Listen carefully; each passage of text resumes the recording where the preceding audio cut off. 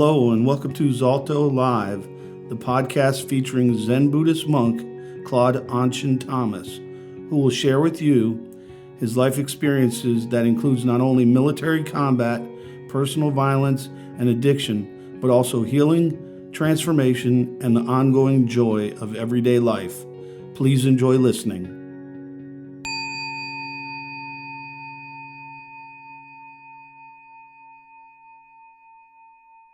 Yeah, forget about forgiveness. It's not in my vocabulary.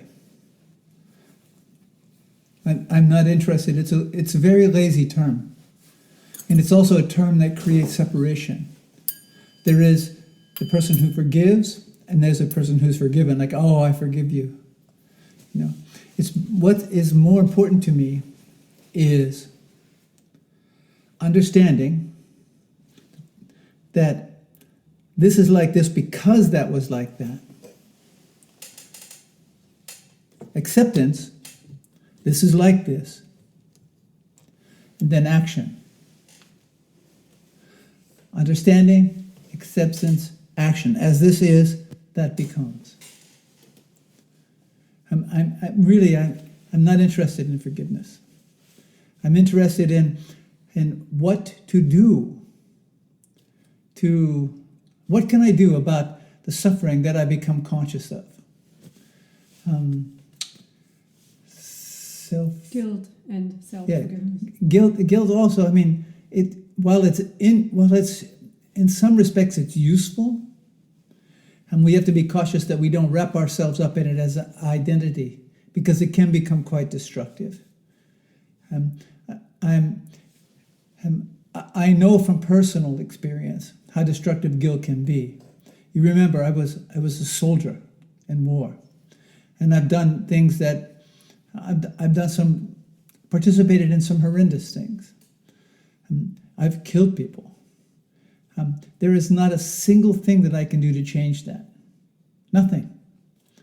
But what I can do is wake up to the systems, the conditioning that I inherited that influenced or made those decisions for me, and stop doing those behaviors. It's about understanding, acceptance, and action. Question? Yes, Mukhan.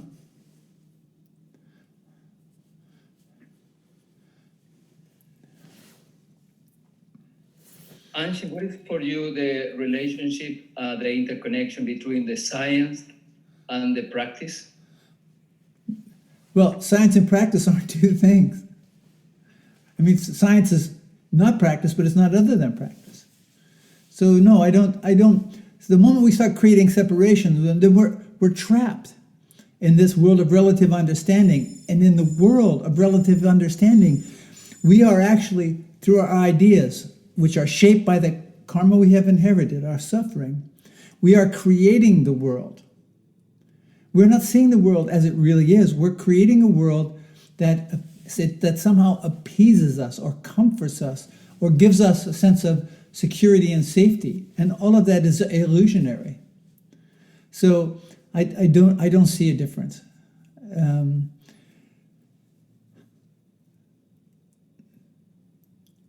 In science, there's practice, and practice, there's science. They're not two things, and they're not one thing. So if I were to blindly follow science, of course, depending on what particular angle of perception you get your scientific information from, and that shapes your opinion. And you can get a number of different scientific opinions about any particular subject. So I don't abandon common sense. In the realities of COVID that we're living with, you know, the guidelines are important to me. When I'm in public or in groups of people, I wear a mask. I respect physical distance, and whenever I've come out of, say, Home Depot, or whenever I've come out of the UPS store or the supermarket, I have sanitizer in the car, and I use sanitizer. When I get home, I wash my hands. And those are simple guidelines to follow, and I respect them. Other than that, I'm really quite confident that this is really a growing area of scientific study and research, of awareness. So while they know something now, that's really subject to change. There's not a definitive around this topic just yet. And so I listen, I pay attention, and I make decisions based on my relation with myself and the world around me. Like that. Question? Yes, Paul?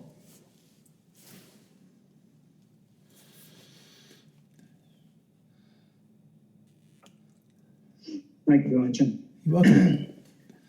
Can you tell us which part of our body, the mind or the heart, is the one that allows us to change, to be different? Well, I've often said I cannot think myself into a new way of living. I have to live myself into a new way of thinking. I don't really... I'm not the kind of person who uses the expression of heart-oriented. You know, I'm not a love guy.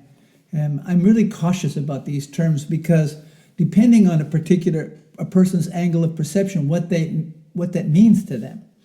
What I do advocate, and I keep things really simple, is I sit twice a day. I do recitations.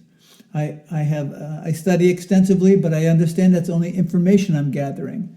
So in applying that information, which is important, the world around me gives me feedback constantly about whether I'm on track here or not. I don't take the information that I read as absolute fact. I trust in it, I believe it, I trust in it, and then I apply it and see where the truth of my understanding lies. So change comes when I give up my idea about what that is supposed to look like. Change came for me when I just stopped. I stopped, sat down, concentrated on my breath, and observed some basic principles like don't take intoxicants, stop promoting cycles of violence and suffering, change my diet.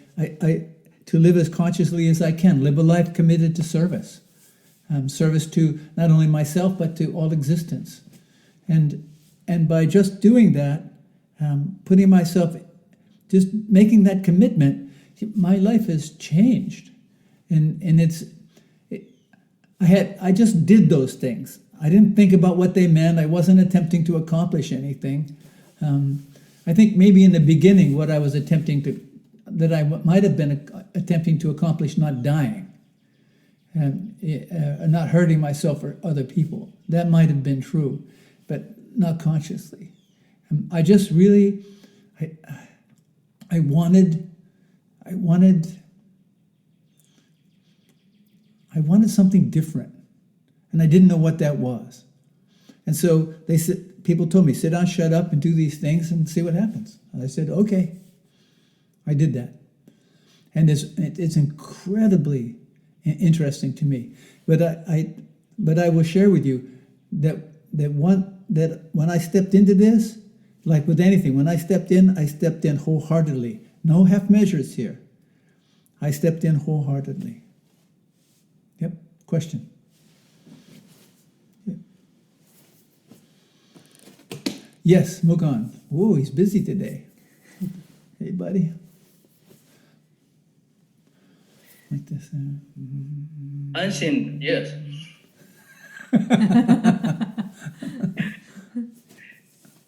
What is for you the difference between the put attention and consciousness? Between Say it again. good Mukan. attention and consciousness? Yeah? Put attention. Okay, yeah, good attention, yeah, and consciousness. I really, honestly, I make an effort not to create, to distinguish. I don't get caught up in these ideas, well, this is this and this is that. You know, I responded to Paul, I just commit myself to this way. Yeah? And I don't worry, good intention, consciousness, I just do the things. the world reveals to me what makes sense. I know what doesn't work. I know what my life was like, and I just had to stop doing those things, and then give up my ideas of what I was supposed to become. And so, good intentions and consciousness, they reveal themselves to me in particular moments, but it's never the same. It's never a fixed place. And consciousness is as simple as when I open my eyes in the morning, I hope that I'm conscious. Because consciousness doesn't mean just that my eyes are open and I'm moving around, that's that I'm lucid. It doesn't mean that to me. Consciousness is something, is being available to all of the realities and verities that make up this existence. Yeah. Yes, Keith.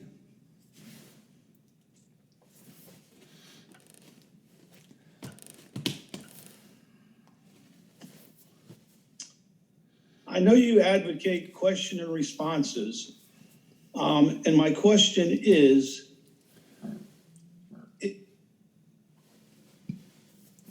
that's profound. That question is profound, yeah. What was that? No, you had this big space of silence there, and I said that question is profound. Thank you. You're welcome. I thought a long time about that one. Yeah. But it's similar to that one in the fact that I don't think about a lot of questions because it diverts me from sort of paying attention to my breath. Like I don't ponder stuff. So your question is what? Well, I'm wondering, am I thinking right or am I thinking wrong or am I just not thinking? Well, there's no right and wrong, and it may be true. I mean, I still have questions. I mean, questions arise for me. I ask them. When you ask questions of me, when people ask questions of me, it also questions out of their questions arise in me, and then what I do is I either ask or I seek information regarding what has arisen for me. So yeah, questions. All right, then I have one more. Yep. What are mala beads for? Well, whatever you want to use them for. I mean, I was thinking like a necklace. What's that? I was thinking they could just be a necklace. Well, they can be a fashion statement. It's true. But I mean, I don't understand if there's something more behind them. Well, you can do research on mala beads and what they're used for. Right. And you can find any variety of reasons. What they mean to you is what is important. Some people use them for recitations. Some people use them for, what's the word? If you have Like a rosary? a sentence or something you repeat. Mantra. Yeah, some people use them to as a mantra. Some people just use them as worry beads. They have a variety, and the vast majority of people that I run in contact with, that I'm in contact with, they're fashion statements. They're showing how Buddhist they are, but like I carry mala beads in my shoulder bag. I have mala beads around the Buddha statue in my altar in my sleeping room, and they have served different purposes for me at different points in time. So whatever you do. There's some in 22 at the altar that I used, and I just never moved them or bothered them because that was the altar. Yeah, that's exactly Okay. That's exactly why they're there. They're part of the altar. Thank you. Yep. Nicola. How do you experience sometimes situations where you have trouble concentrating for a longer period, even so you make an effort? No, and how you deal with it? I don't.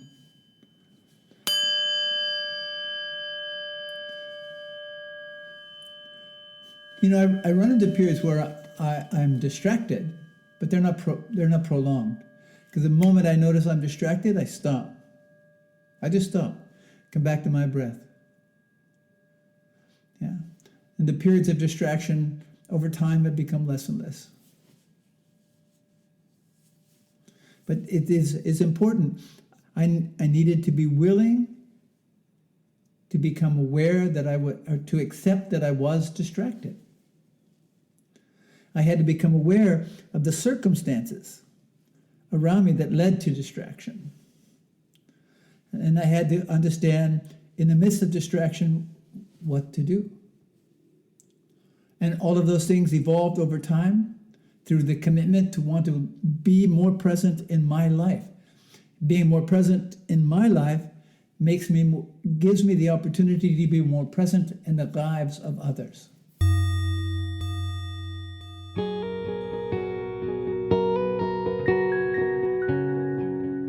Thank you for listening to this episode on Zalto Live. If you would like additional information, please look at the show notes or visit zalto.org. That's ZALTHO.org. Our work is made possible solely through donations, so please consider making a tax-deductible gift on our website. We wish you well and thank you.